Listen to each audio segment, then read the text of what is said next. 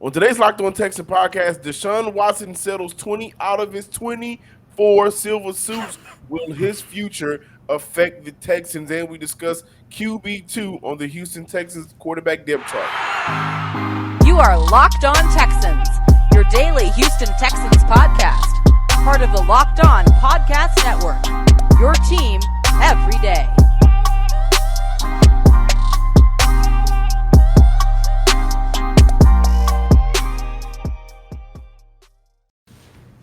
Welcome, everybody, to a Wednesday edition of the Locked On Texans podcast, a part of the Locked On Podcast Network, your team every day. I'm John Hickman, joined by Cody Davis. Today's episode is brought to you by Blue Now.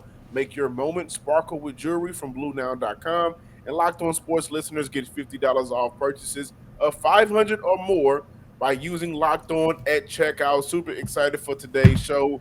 A topic that Cody and I try to stay away from in terms of Deshaun Watson and keeping up with Watson and what he has going on. We try to make sure that we report on the current Houston Texans and the state of the Texans. However, Deshaun settling, I think that's big news, and Deshaun Watson has reached confidential settlements, Cody and listeners, with all but 4 silver suits that were filed against him. According to attorney Tony Busby, these cases will soon be dismissed. Busby said they are working through paperwork related to those settlements. He continued with, once we have done so, those particular cases will be dismissed. Josina Anderson reported there's been a recent and intense shift of focus internally within the NFLPA on providing support providing support for Deshaun Watson's case and Watson's own outside counsel to ensure his rights are protected, thereby also suggesting an initial resolution is nearing. That's per league source as well. And Aaron Wilson reported that the NFL spokesperson Brian McCarthy said of Deshaun Watson's settlement, today's development has no impact on the collective bargaining disciplinary process, but as of right now, all but 4 cases are being settled. They will soon be dismissed. And just last week, I want to point out that just last week, Deshaun Watson was adamant, still to this day, about fighting to clear his name and to prove he did nothing illegal or disrespected or brought harm to any of the women that brought cases upon him. What a difference a day makes. A week later, that has changed, and you have to be sure that the Browns came in and said, hey, no, we're going to go ahead and get this taken care of. We're going to eat what we're going to eat on our losses. When it's time for you to play football, you better damn sure be ready to play football. So they're going to go ahead and get that settled. Cody, but for you and I have been talking for a very long time how this possibly should have happened a year ago. Now it's finally happening, and this will possibly play out and affect the Houston Texans. I think so in a positive way. Deshaun Watson getting these cases settled does not necessarily mean that he won't miss games. I still anticipate he will miss games, and of course, the more games he missed, the likely it is, the odds and likely it is for the Browns to not be as good of a team with him on the field, which will boost what the Houston Texans can do in the NFL draft, as they do have the number one, their first round pick for next year. In terms of Deshaun settling, John, listeners and viewers, I am not surprised, because when you take a look at the events that has transpired ever since he was traded to the Cleveland Browns, things for Deshaun Watson, and including the Houston Texans, kind of got worse. I mean, think about it. Since he got traded to the Cleveland Browns, there has been, 3 or 4 more lawsuits against Deshaun Watson. There was the HBO special. The Houston Texans got themselves involved in this whole entire situation. And then there was talks about the possibility that Deshaun Watson could be suspended somewhere in the ballpark between 6 to 8 games to some people was predicting a year. There was talks that it could be a year, a whole season plus an additional season, because there was a possibility of pay league, get this taken care of, and then once this is taken care of, you now have an opportunity to miss the following season due to the real suspension. And I do want to say this, and no, I'm not taking up for Deshaun Watson in no type of way, but I do want to point out at the end of the day, we still do not know, and we will probably never know what actually went on doing those massages with Deshaun. However, John, you mentioned something that I do want to piggyback on a little bit. You know, he had an opportunity to pay these settlements, 20 out of the 24. We all know ever since all of this came out, his top priority was to clear his name. Just because he paid these settlements does not mean this is proof of any type of guilt. However, John, I do want to piggyback on this. My only, I don't want to say issue, but my only concerns about Deshaun Watson doing it now, had Deshaun Watson taken care of these problems last season, do you think there's a possibility the Texans could have came away with a better deal than what they got from Cleveland? Possibly, and maybe Because not I just Cleveland, just whichever team. Remember the Falcons, the Panthers, the Miami Saints, Dolphins, because the remember there was Dolphins. talks that he was actually on the verge of settling during the trade deadline, but him and the lawyers and the people involved, they could not agree Yeah, on the non-disclosure Miami. So terms. Stephen Ross really wanted to get a for sure, on his next step, and it was too late for that. I think so. And again, I was adamant that the Texans could have gotten more at the time of the trade. Now, Hmm. granted, the Browns took on what the Texans owed to Deshaun Watson and then put more on top of that. But I think the biggest win for Houston is just moving on. And literally, that's someone else's problem now. But in terms of Deshaun Watson, um, you know, to speak freely just for a moment, you got to look at him and wonder how much has been wasted Hmm. simply based off he himself not doing things smarter. Now I'm talking about once the hit the fan, how early in the game could have made an audible and said, you know what, this isn't worth going through the process and having to, stretch out this amount of money that I have to pay and the back and forth. If you really didn't feel like you did anything wrong, if you felt like there was no wrongdoing as a man, half of me understands and respect it. But how much time was lost in the wake of everything now settling when this could have been taken care of, like you mentioned, Cody, a long time ago. And again, I think his team around him really failed him tremendously. Hmm. But now for Houston to bring it back around, now Houston is with Davis Mills. Now Houston has a below subpar QB2, QB3 backup room, and we're going to look at the QB room. And now they are in a position for Houston where next season they're still going to get a first round pick from the Cleveland Browns, regardless where they end up next year. A lot of people in here, everybody in Houston is hoping for a top 10 pick. That's great. Now that pairs Houston with two possibly top 10, top 15 picks like they had this year. So they will be able to continue to move. But I don't think nothing is as important as just moving on from Deshaun Watson, who, again, I think has been failed by his team and those around him for a very long time. This episode is brought to you by Rock Auto. Save time and money when using Rock Auto. Why choose to spend 30, 50, even 100% more for the same parts from a chain store or a car dealership, like one of those Honda Odyssey fuel pumps? They cost $353 for one of those chain stores, $216 from Rock Auto. Rock Auto is a family business serving do-it-yourselfers for over 20 years, and Rock Auto prices are always reliably low for every customer. Go to rockauto.com right now, see all the parts available for your car or truck, right? Locked On Texans in there. How did you hear about us box? So they know we sent you over to those good people. Amazing selection, reliably low prices, all the parts your car will ever need. RockAuto.com. Welcome back, Locked On Texans listeners and viewers out there. As Cody and I continue to look over the depth chart and how Houston, as an overall football team, can improve in areas that they may be lacking in, we look at the quarterback depth chart headlined, of course, by Davis Mills, followed by Kyle Allen, Jeff Driscoll, and Kevin Hogan. We just talked about what Deshaun Watson departure meant for Houston and what his future how that can affect Houston. But as of right now, Cody, you've been out there at OTAs. Next month, training camp starts, and from that time period to next month, what are we looking forward to out of Kyle Allen, Jeff Driscoll, and Kevin Hogan? Because I'm of the mindset if Davis Mills goes down, or if Davis Mills isn't working, excuse me, I'm a little stopped up. Where can Houston go to? Like, do they call Cam Newton, who's a free agent right now? Do they scour the market, or do they have a quarterback that, as of right now, and I'll go with Kyle Allen. I think he's the most quarterback ready of the three, Jeff Driscoll and Hogan.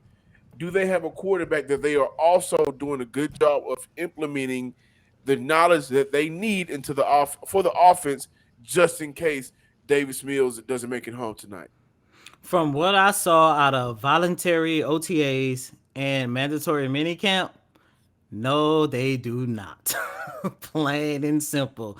If Davis Mills goes down, let's say with an injury, knock on wood, or if things are not going well for Davis Mills, you ask where should they go? They should literally just go to the tank factor and get ready for the quarterback class of 2023. And John, look, Hogan, I don't expect him to make the team. Jeff Driscoll, I think is going to be the same situation as we saw last year. He's going to be on the practice squad, and they're only going to call him up when they actually needed extra body. Now, with that being said, what I saw out of Kyle Allen throughout voluntary OTAs and mandatory minicamp, I was a little bit disappointed because I was looking at Allen from a standpoint of, yes, he's going to take the helm as the backup quarterback. And he was somebody that I was looking at to where, if things don't work out with Davis Mills, maybe he could come in and kind of, clean things up so we won't be watching bad football for a second consecutive season. However, John, some of the passes that he was making at practice, there was multiple times where if he didn't throw an interception, it was damn near an interception.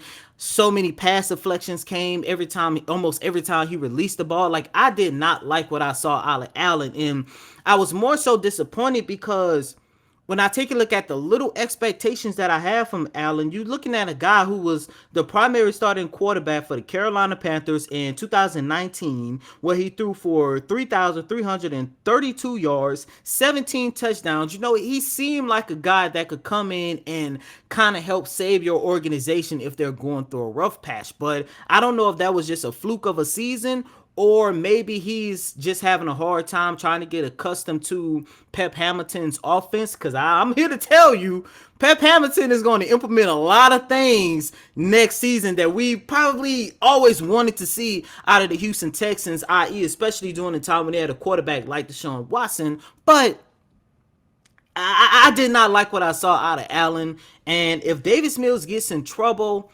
the Houston Texans are going to be in trouble, and it might be a repeat from what we saw out of the 2021 season. Now, with that being said, John, the next question should be, from what I saw out of voluntary OTAs, mandatory minicamp, Nick Caserio may want to consider exploring the quarterback market one more time before the start of training camp.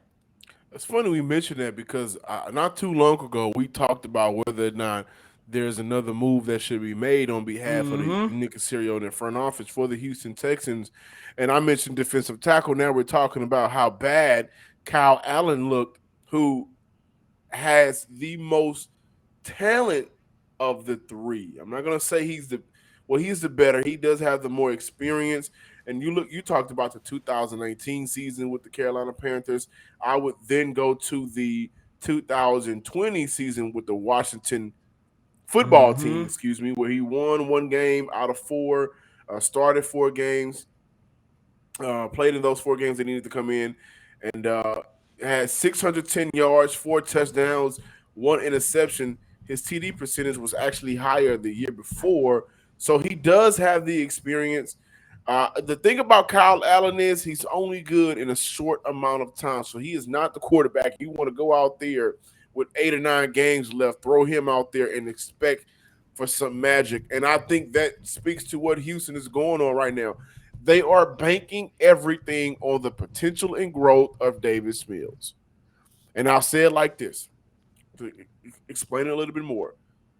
They are trying to see whether or not they need to spend a first round pick on a quarterback next year. If the quarterback position needs to be heavily invested in terms of drafting and bringing in players, or is there a system that they need to invest in? This year, I think this will be the first part of that transition, the system part, the talent part. We're going to put a system together that calls for maybe quicker reads, maybe quicker decisions, and then we're going to make sure that Davis Mills is prepared. If he doesn't work out, we know what the rest of these other three quarterbacks look like.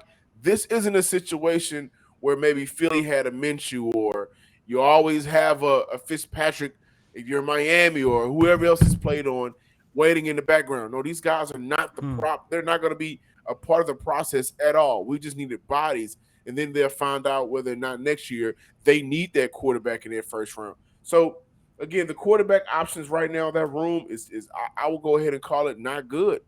And for Houston, they do, Cody, you're right. From now to the start of training camp, when preseason rolls around, you're able to see them play some live game against some opponents, guys in other jerseys.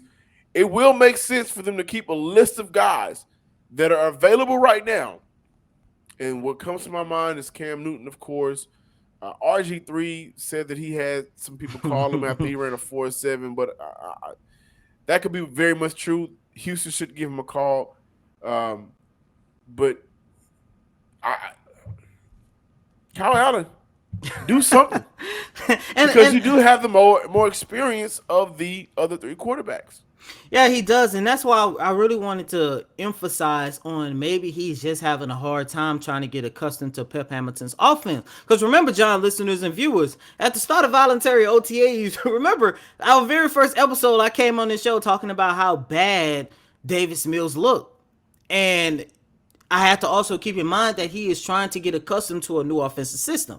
And over the last month, he started looking better to the point where my confidence in Davis Mills started to grow again. And of course, when you take a look at who is getting the more reps at practice, of course, Davis Mills is getting a lot more reps in practice versus what Kyle Allen is getting. And maybe that is part of the reason why there's this big gap between where Davis Mills is and where Kyle Allen is. However, John, as you just mentioned, his experience should be there. So when I look at the free agent market, at this point, I really don't know if there's anybody the Texans can actually get, because while there is a need to upgrade your backup quarterback, at the same time, you don't want to sign somebody that's going to become a threat to Davis Mills. You don't want Davis Mills to feel threatened, and now he's feeling like every time he's making a mistake, he got to look over his shoulder because he might get pulled out at any given moment. Now, y'all know our friends at Built Bar are always coming out with amazing new flavors. Well, this time, Built Bar has truly outdone themselves with the new mud pie flavor. And for the first time ever, Built Bar is introducing the new mud pie flavor in both mud pie bar and mud pie puff. Not sure what mud pie tastes like? Well, of course, it doesn't taste like mud, but if you're a chocolate fan, you better sit down for this one. This new mud pie is rich whipped cream and chocolate mousse, smothered in 100% real chocolate and topped with cookies and cream crumbles. That sounds good as hell. That sounds really good. And of course, with Built Bar, only 150 calories, 8 grams of sugar, 16 grams of protein, the best of both worlds, tasty and healthy. Go to built.com, use promo code LOCK15 and get 15% off your order. Use promo code LOCK15 for 15% off at built.com. The first picks of the Ultimate NBA Mock Draft have been made. Search now for Ultimate NBA Mock Draft and get over 50 insiders, the Odyssey Sports experts, the draft experts of the Locked On NBA Big Board. The 5 episode Ultimate NBA Mock Draft is underway. Make Ultimate NBA Mock Draft your second listen today. That rhymes a little bit, right? I was a rap in my past life, so Oh my I can make all gosh. of these sound a little cooler. I can do that. And before we close out with this Wednesday installment of Locked On Texans, John and I want to take a look at the future of the Houston Texans quarterback room. And look, we opened up the show talking about the past and Deshaun Watson. Second segment, we talked about what's going on currently with the Houston Texans quarterback room, more so the backup quarterback. But we can't talk about the Houston Texans quarterbacks without talking about Davis Mills. But, John, listeners and viewers, I want to take this conversation just a little bit further. If Davis Mills goes out, lives up to expectation, and he established himself as a franchise quarterback for this organization, what do you think he would have to do in order to be considered the greatest quarterback in franchise history? Now, I don't think it's as far-fetched as people might think, because there's only two quarterbacks that you got to choose from. Matt Schaub, because he was here the longest. How long he was here for? Like 6-7 years. So he has all of the records. But of course, Watson was the most talented quarterback the Texans ever had. And I do believe that if Davis Mills considered himself as a franchise quarterback for this organization moving forward, this is a franchise that will finally have an opportunity to have a mix of both a really talented quarterback and one who could dominate the history books. Yeah, so let me say this first. Davis Mills, I think, is still in a place right now where the first thing he can do to solidify himself as the greatest or the best quarterback in Texan history, I think would have to be making sure that this upcoming draft, you got CJ Stroud, and you also have, I'm missing one of them. You got two top quarterback prospects. Your boy from Alabama, Bryce Young. First and foremost, to prove that you are this Texans franchise quarterback, you have to make sure that they don't draft him. That's your first task. I think that's a fair task. I think this upcoming season, to talk about the present, which is kind of in the present future, category, but this upcoming season, Davis Mills has to go out there, and all of those flashes has to become consistent. The moving on the pocket that we saw, good things out of him last season. Whenever he was able to get loose and move around the pocket, the touch on those throws, going through your progression, those things can't be. Oh, he did it on this drive, and the Texans were able to score their only touchdown the whole game, or he was able to get them to a point where they was able to score a field goal, and that cut the game down from 30-0 to 30-3, like things like that.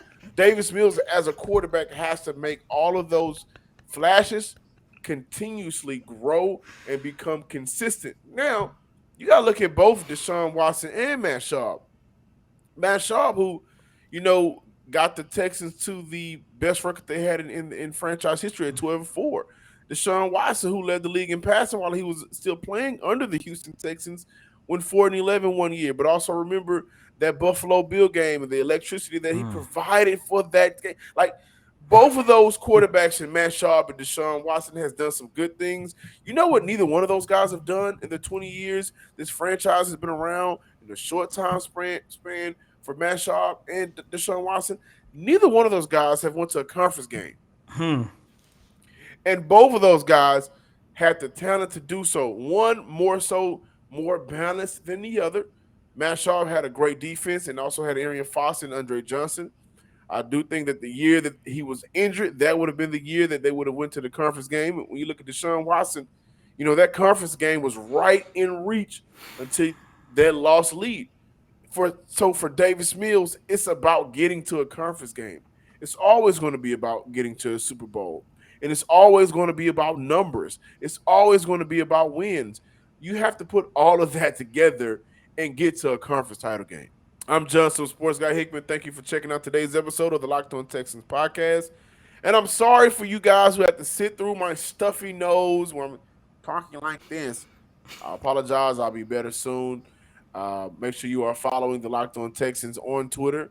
Also, make sure you're checking us out, liking, subscribing, commenting, sharing to the Locked On Texans YouTube page as well. And again, newly married. I gotta wear my ring on the show. I got it around my chain because I like to, do the little cool stuff. But I gotta put my ring on. And as always, I'm your host, Cody Davis. 4 years in, baby. Please remember to follow me on Twitter at Cody Davis _24. Once again, that's Cody COTY DAVIS _24. Until next time, ladies and gentlemen, peace.